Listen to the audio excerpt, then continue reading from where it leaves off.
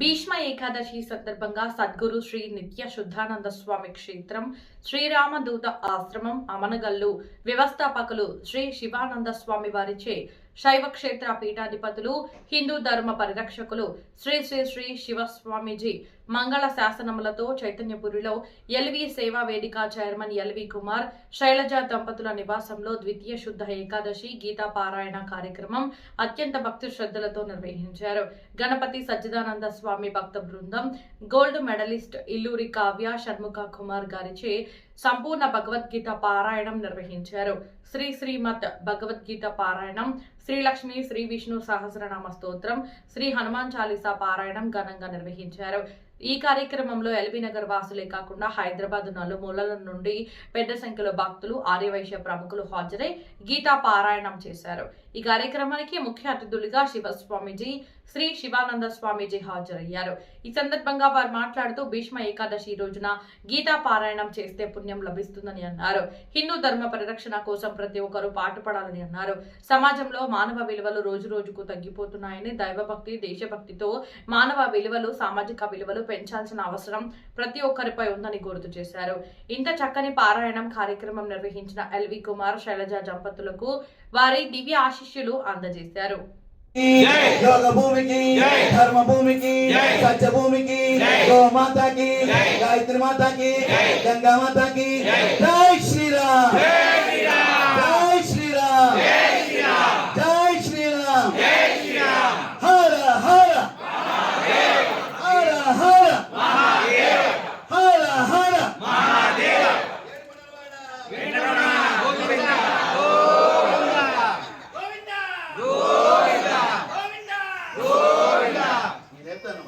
స్వామి వారి యొక్క ఆధ్వర్యంలో మరి విష్ణు సహస్రనామ పారాయణం, భగవద్గీత పారాయణం ఇవన్నీ జరుపుకోవడం ఒక ఆనందదాయకం. భూశుద్ధి కోసము విష్ణు సహస్రనామ పారాయణం చేసుకోమన్నారు. సౌభాగ్యం కోసము సంకల్ప స్థితి కోసము లలితా సహస్రనామ పారాయణం చేయమన్నారు. ఇక శివ సహస్రనామ పారాయణం అనేది మోక్షత్వాన్ని కోసము శివ సహస్రనామ పారాయణం చేయమన్నారు.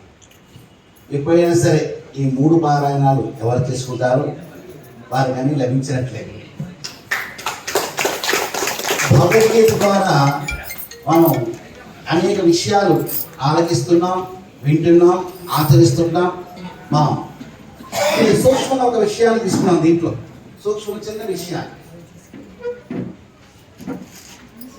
సముద్రం యొక్క నీరు సూర్యుడి వల్ల గాలి వల్ల ఆవిరిగా మారి మేఘములై సమస్తము విస్తరించి వర్షించి కొండ శివలయులుగా పిలువబడుతూ తిరిగి సాగరాన్ని చేరుకుంటాయి విశ్రమించడానికి.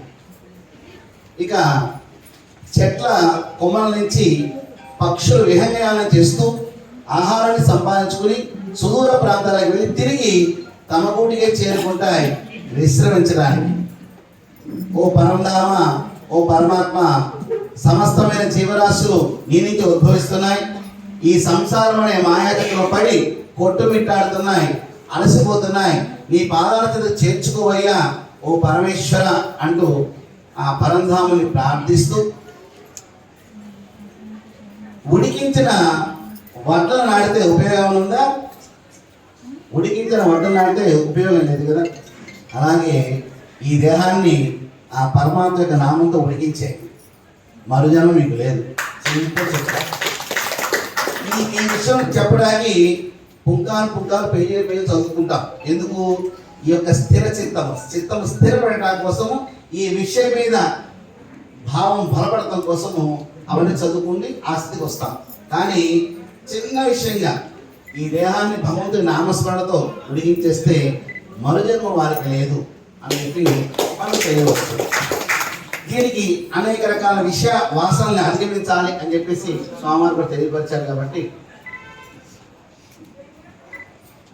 హోమ ద్రవ్యము బ్రహ్మమే యజ్ఞమందు, హోమకర్తయు బ్రహ్మమే యజ్ఞమందు, ఎన్నో యజ్ఞవల్ వేదమందు, జ్ఞాన యజ్ఞమే శ్రేష్టమి జగతి యందు.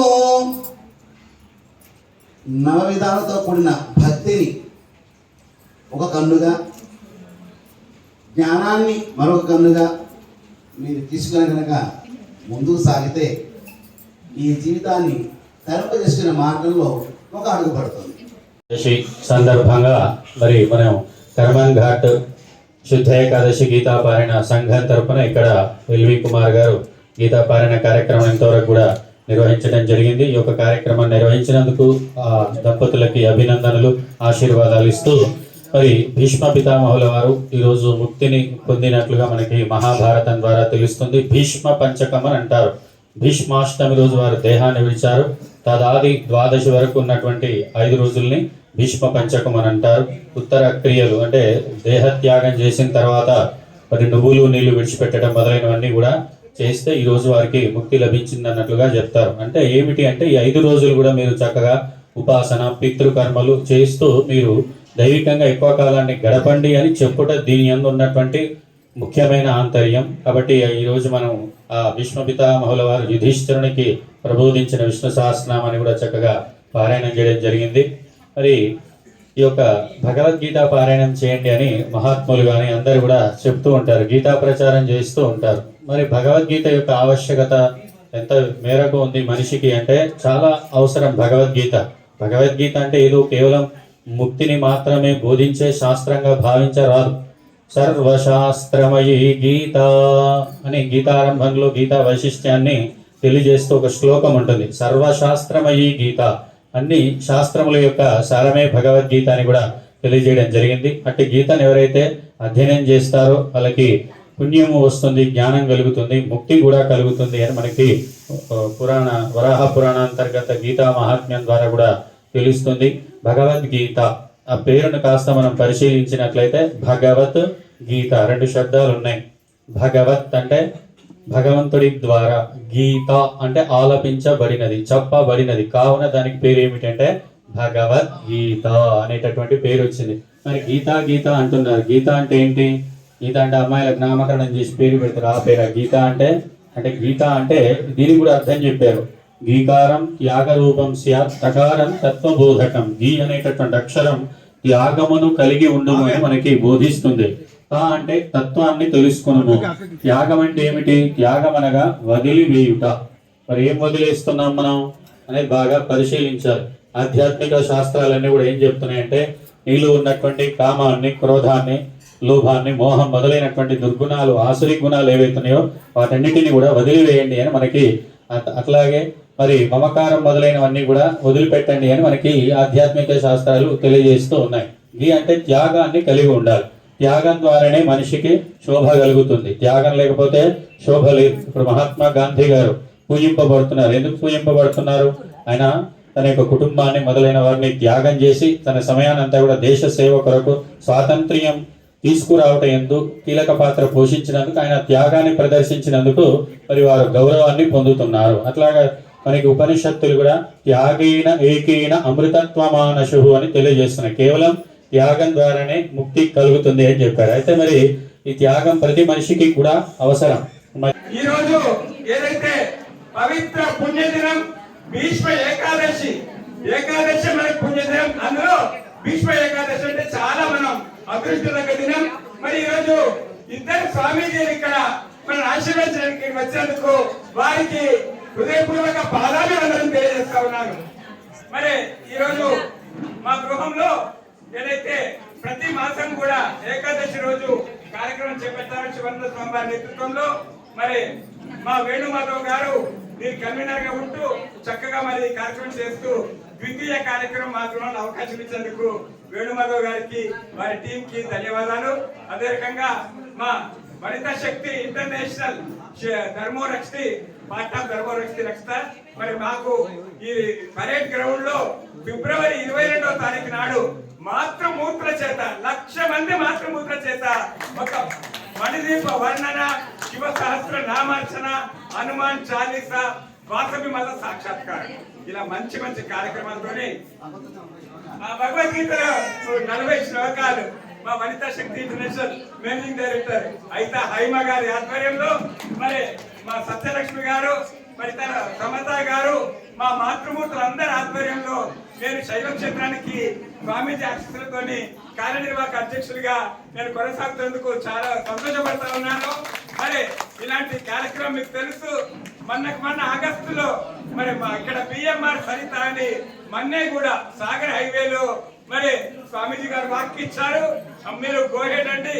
అంతకుముందు 300, 500, 2000 చేస్తే మీరు తప్పకుండా 5,000 మందితో చేస్తున్నారు, ముందుకు పోవడానికి స్వామీజీ అనుజ్ఞ ఇస్తే మరి బిఎంఆర్ సరిత ఆగస్టు 22 తారీఖు నాడు చేస్తే ఈ మాతృమూర్తులు ఎంతో మంది వచ్చి 9,000 పైచులకు మాతృమూర్తులు వచ్చి బ్రహ్మాండంగా ఆ కార్యక్రమం విజయవంతం చేసినారు.